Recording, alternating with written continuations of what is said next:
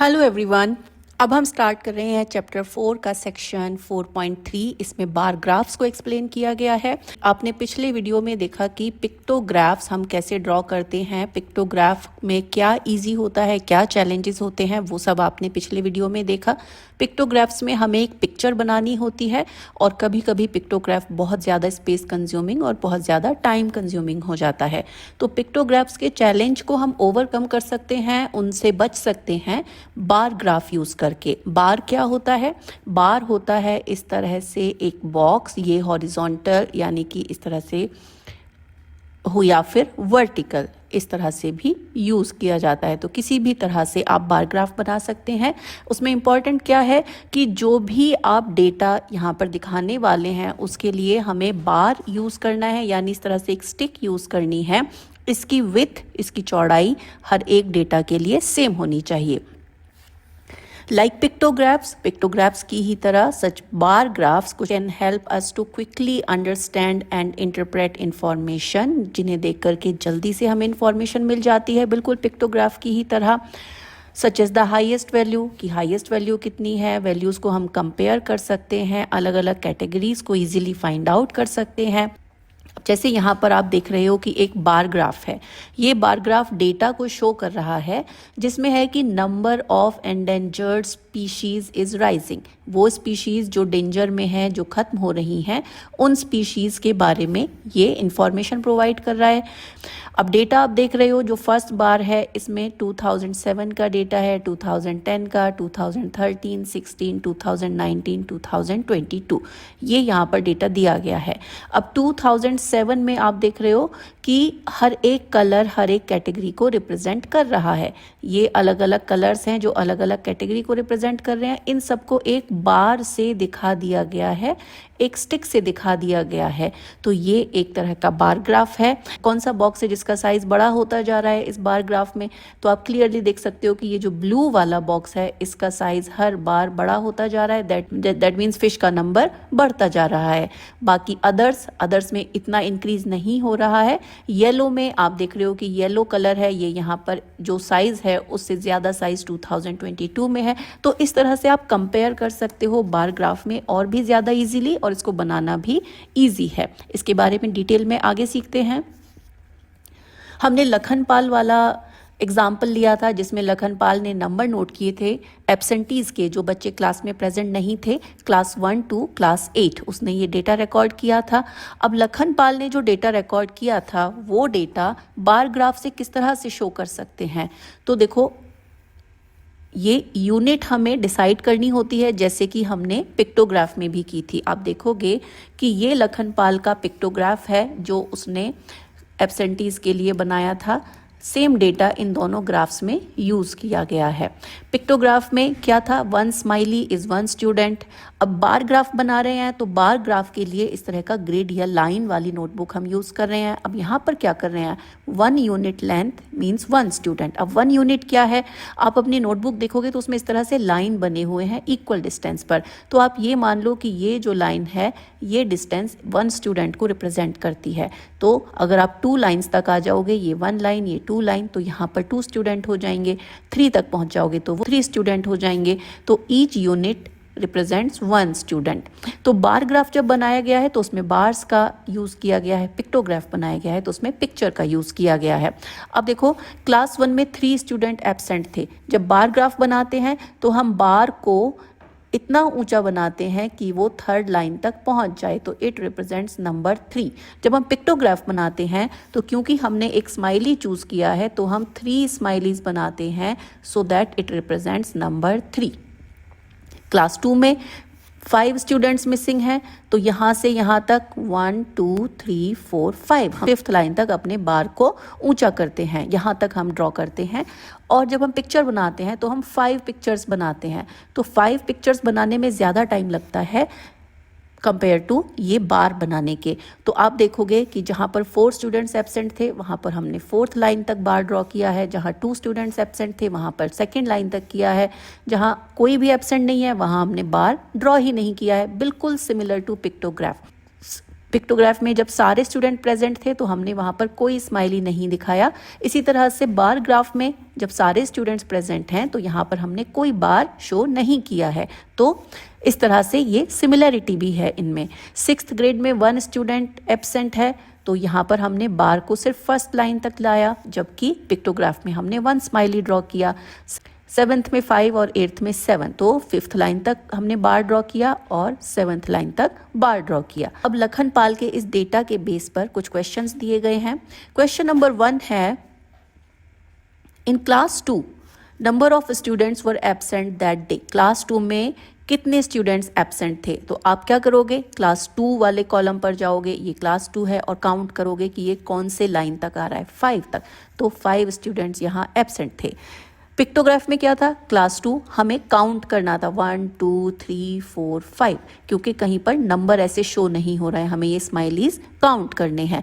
तो pictograph numbers से easy था, लेकिन बार ग्राफ पिक्टोग्राफ से भी इजी है। आप क्विकली यहाँ पर डेटा तक पहुँच सकते हो कि ये वाला बार नंबर 5 लाइन तक जा रहा है, दैट मीन्स 5 स्टूडेंट्स एब्सेंट थे। सेकेंड है, in which class were the maximum number of students absent.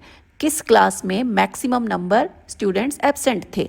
तो अगर आप पिक्टोग्राफ में देखो तो आपको बहुत क्लियरली पता चल गया कि ग्रेड 8 में maximum number of students absent थे।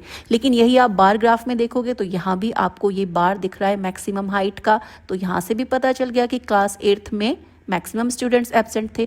तो हम बार ग्राफ को क्यों प्रेफर करेंगे? हम बार ग्राफ को इसलिए प्रेफर करेंगे कि पिक्टोग्राफ में यहाँ पर कहीं भी नंबर मेंशन नहीं है, आपको काउंट करना पड़ेगा 1 2 3 4 5 6 7। लेकिन बार ग्राफ में आप बार की मैक्सिमम हाइट तक जाओगे और उसके अगेंस्ट जो नंबर लिखा हुआ है वो आप देख करके इंफॉर्मेशन ड्रॉ कर सकते हो। तो ये तो पता चली गया बार की हाइट से कि 8th क्लास में सबसे ज़्यादा स्टूडेंट एब्सेंट थे, लेकिन how many students were absent, कितने स्टूडेंट्स एब्सेंट थे, ये भी आप क्विकली यहाँ से इंफॉर्मेशन ले सकते हो। थर्ड क्वेश्चन है, which class had full attendance that day. किस क्लास में फुल अटेंडेंस थी? तो फुल अटेंडेंस थी जहां कोई भी एब्सेंट नहीं था, तो ग्रेड 5 में। तो ग्रेड 5 में क्योंकि बार है ही नहीं, दैट मीन्स 0 स्टूडेंट्स एब्सेंट थे, तो 5th ग्रेड में सबसे ज़्यादा अटेंडेंस थी। तो ये थे एडवांटेजेस बार ग्राफ के पिक्टोग्राफ के कंपैरिजन में। तो when we make bar graphs, जब हम बार ग्राफ्स बनाते हैं, bars of uniform width can be drawn. हम एक ही साइज के बार ग्राफ ड्रॉ करते हैं, चाहे उन्हें हम हॉरिजॉन्टल ड्रॉ करें या वर्टिकल। अब यहाँ जो ये बार आपने देखे हैं ये वर्टिकल हैं, ये स्टैंडिंग बार्स हैं, लेकिन यहाँ जो आप बार्स देख रहे हो ये हॉरिजॉन्टल हैं, ये लेटे हुए बार्स हैं। Length of height of each bar represents the given number. Bar की हाइट कितनी होगी या बार की लेंथ कितनी होगी, ये डिपेंड करेगा कि डेटा कितना है, नंबर कितना है। उस नंबर के अकॉर्डिंग ही हम बार की लेंथ या बार की हाइट डिसाइड करते हैं। तो जब आप वर्टिकल बार बना रहे हो, जब आप वर्टिकल बार बनाते हो तो वहां पर बार की हाइट के अकॉर्डिंग आप डेटा सेट करते हो, और जब आप हॉरिजॉन्टल बनाते हो तो वहाँ पर बार की लेंथ से आप डेटा सेट करते हो।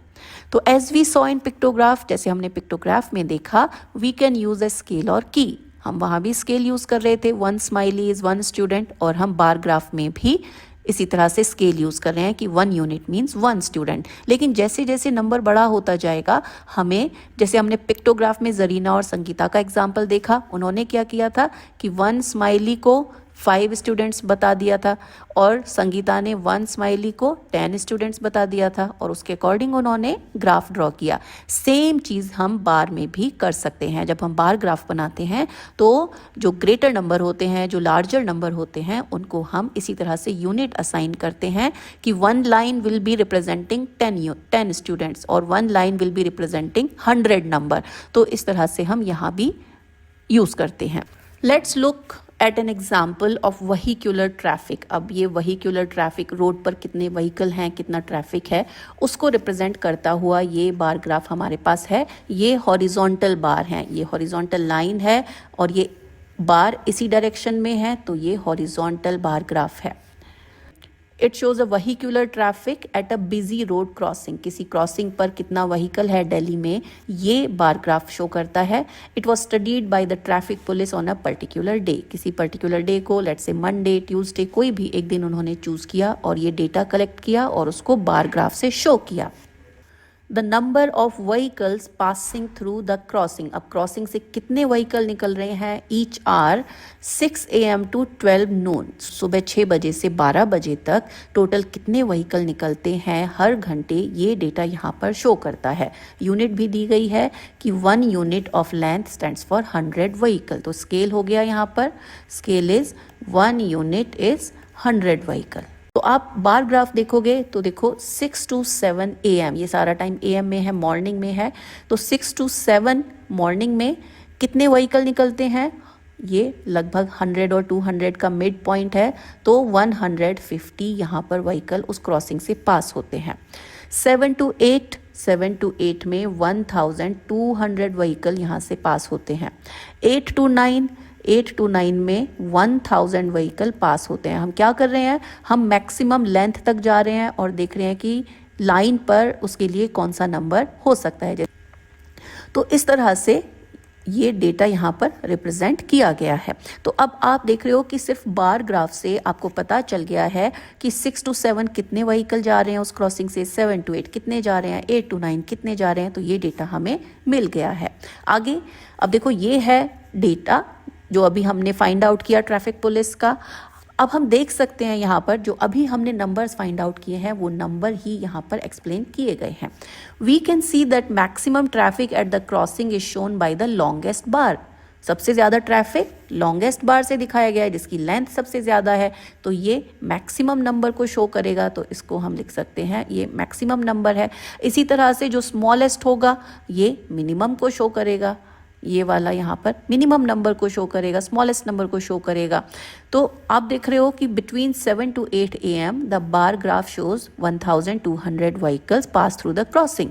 7 to 8 में 1200 व्हीकल यहाँ से पास हुए हैं।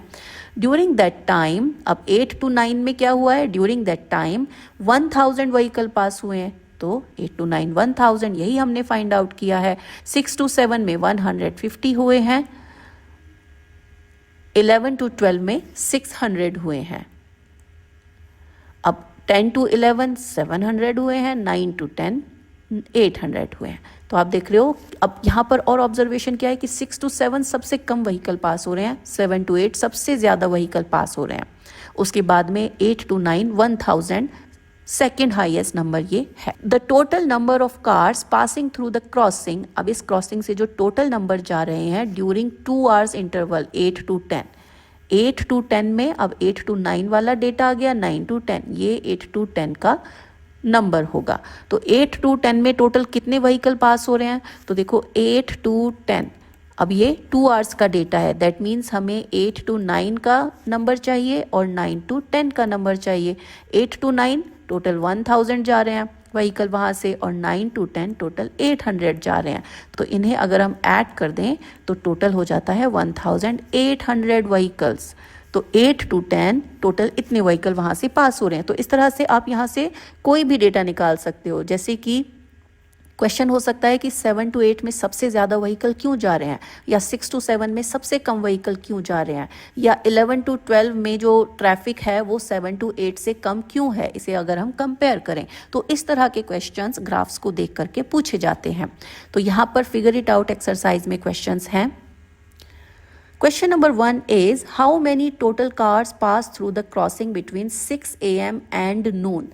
6 मॉर्निंग से लेकर के नून 12 o'clock तक टोटल कितने कार्स वहाँ से पास हुए। तो आप देखो कि आपसे पूछा गया है 6 to 12।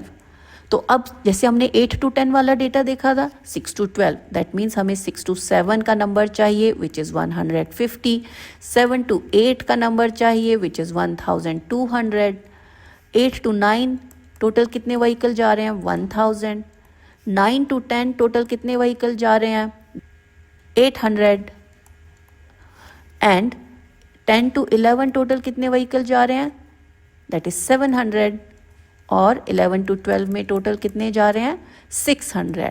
तो 6 to 12 में आपका सारा डेटा यहाँ पर एक साथ आ जाएगा। अब आप इन्हें ऐड करोगे, इतने टोटल व्हीकल्स वहां से उस क्रॉसिंग से पास होते हैं फ्रॉम मॉर्निंग 6 to noon। तो ये आपके फर्स्ट क्वेश्चन का आंसर हो गया। इसके लिए ये आपका टू डू है, आप इसे ऐड करके दिखाओगे कि इस तरह से हमें ये आंसर मिला है। अब सेकंड क्वेश्चन है, why do you think so little traffic occur during the hour of 6 to 7 AM? आपको क्या लगता है, आप क्या सोचते हो कि 6 to 7 इतना कम ट्रैफिक क्यों था as compared to other hours from 7 to noon?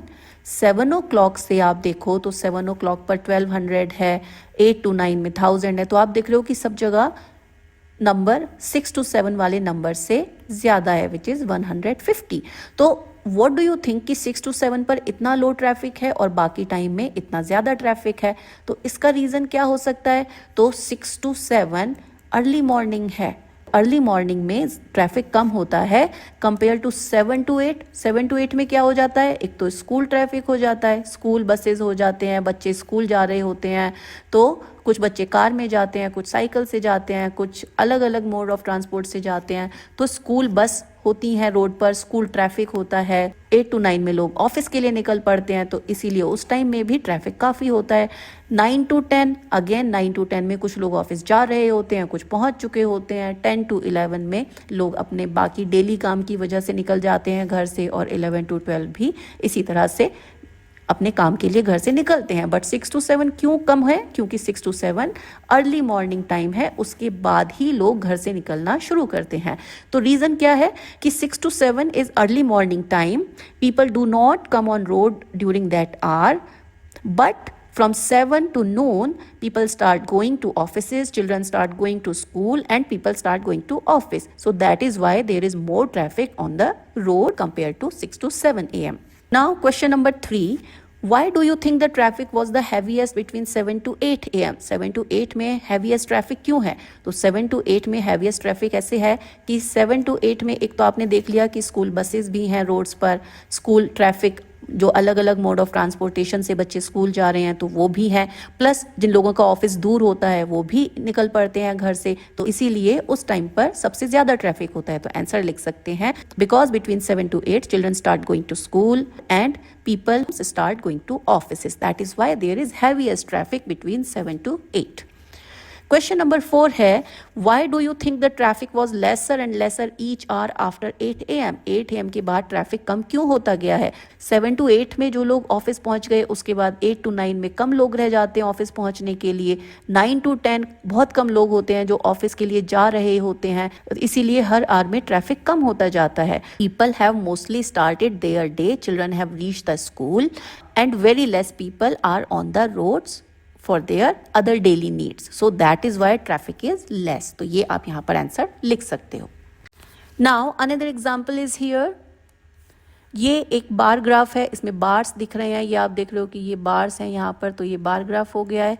Equal distance पर और इक्वल विथ, यानी कि उनका साइज, उनकी जो विथ है वो इक्वल है और उनके बीच में जो डिस्टेंस है वो भी इक्वल है। इसी तरह से हम बार ग्राफ बनाते हैं। ये डेटा क्या शो कर रहा है? ये शो कर रहा है population of India in crores, India की पॉपुलेशन करोर्स में ईयर्स में किस तरह से वो ग्रो हुआ है from 1951 to 2001।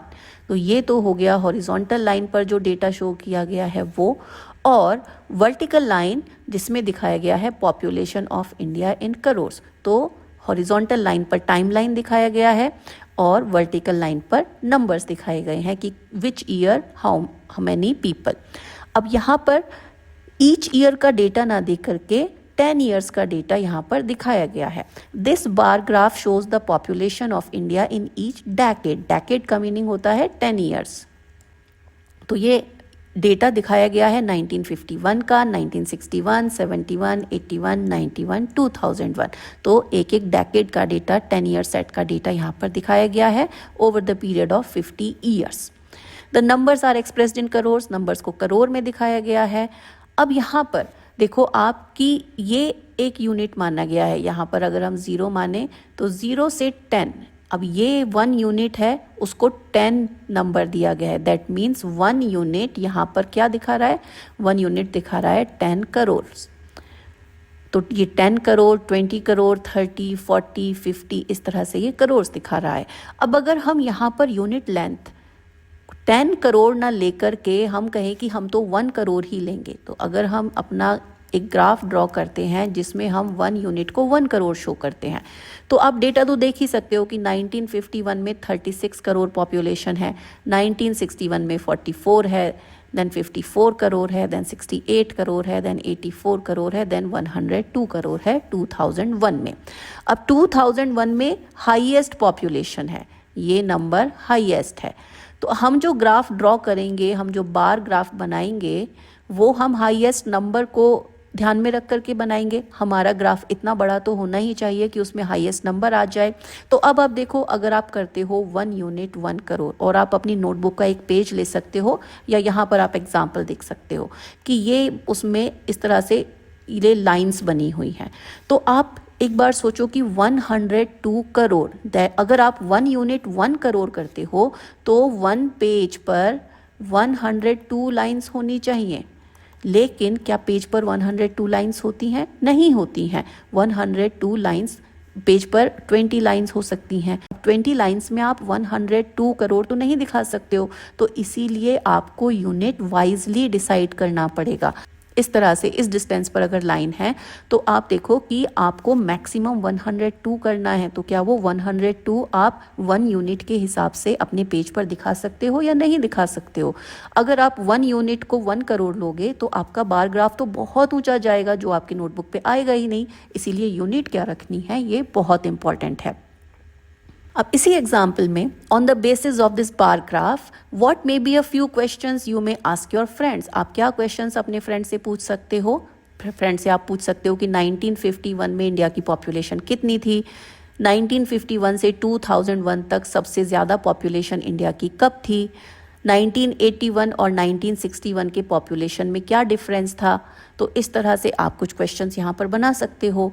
How much did the population of India increase over 50 years. 50 years में इंडिया की पॉपुलेशन कितनी इंक्रीज हुई। तो ये 50 ईयर्स का ही डेटा है, यहाँ से यहाँ तक ये 50 ईयर्स का डेटा है। अब 50 ईयर्स में हम क्या करेंगे? 1951 की पॉपुलेशन है 36 करोड़ और 2001 की पॉपुलेशन है 102 करोड़। हमसे पूछा गया है हाउ मच इट इंक्रीज, तो डिफरेंस निकालना है। तो 102 करोड़ माइनस 36 करोड़, इन्हें हम सब्ट्रैक्ट कर देंगे। The answer is 66 crore. That means 50 years में जो पॉपुलेशन इंक्रीज हुई है वो है 66 crore. How much did the population increase in each decade. Her decade में, हर 10 साल में पॉपुलेशन कितनी इंक्रीज हुई है। तो 51 में 36 थी, 61 में 44 है, तो यहाँ पर इनका डिफरेंस आप निकाल सकते हो, ये 8 करोड़ है।